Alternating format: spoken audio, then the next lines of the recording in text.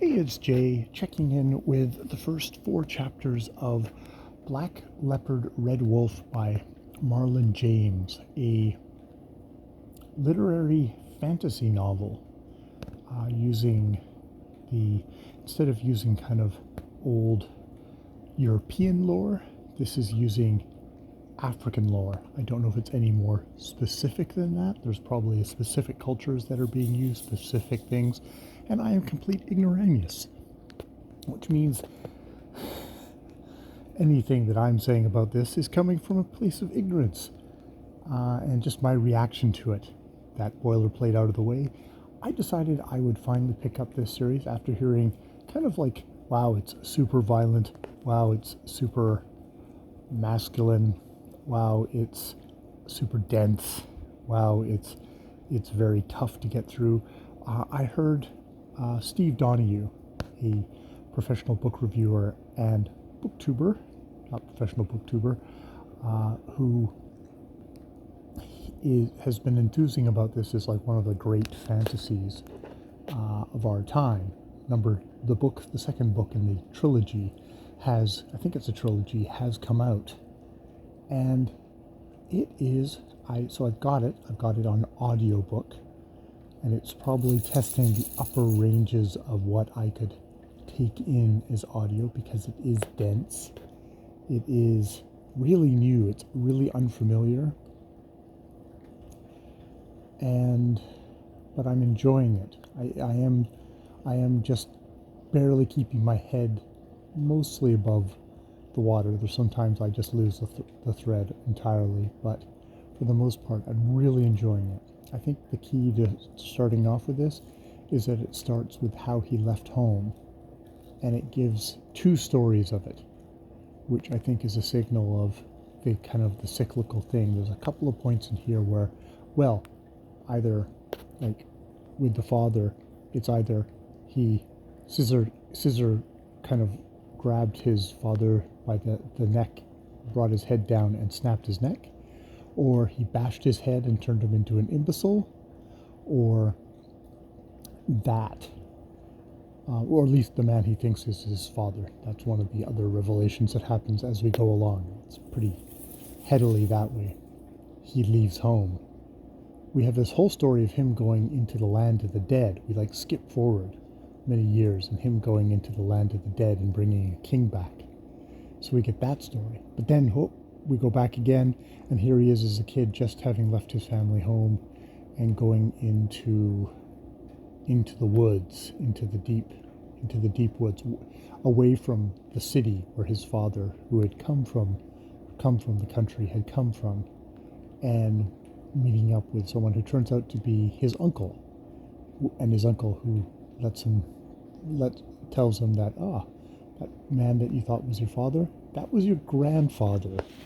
And why is this? Because he gets visited saying, you must avenge your father's death, you must kill the man who killed your father. And it's like, well, I may have killed my father, depending on what stories we believe.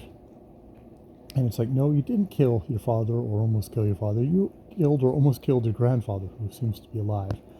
Now, the name of this protagonist is Tracker.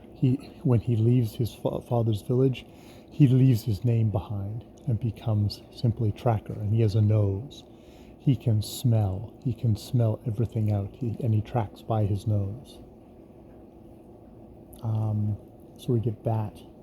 He goes with a boy, and he goes further into the woods and meets the leopard, the Blck Leopard, and goes further, and he meets a old woman who he calls witch, but actually turns out to be a witch killer. And it is curlicue upon curlicue upon curlicue. One of the things that put me off is saying like, okay, well, we'll hear the story once in this book, and then it'll get retold again, and then it'll get retold again, at least 2 more times. And I was like, oh God, it's some kind of, what the hell is the name of that Japanese film? God, I can't remember the name of the film, but there's a film which is that. It's just told, one story told from multiple angles, and I can't remember. But having listened to this now, and where he's basically told his story a couple of times already in the first 13% of this book, I can believe that Marlon James has got the mega chops to tell the story 500 times, and each time would be different and new and quite amazing. So yeah, that's about what I have so far. I don't think I'm going to be getting super into the detail. Well, I won't in a review. I may just recite it out to myself and try and figure things out as I go along, because wow, there's a lot of mythical stuff going on here. There's a lot of monsters in here. There's a particular demon we've had in here that the leopard who is the black leopard can transform into a man, or is a man who can transform into a leopard. That is not entirely clear.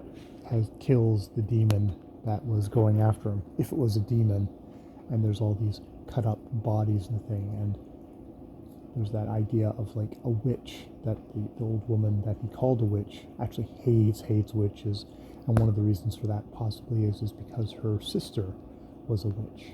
And what witches do is they take children, like albino children, or children who are slightly wrong in whatever way and shunned by society, and they get chopped up and sold in the market for their whatever medicinal purposes.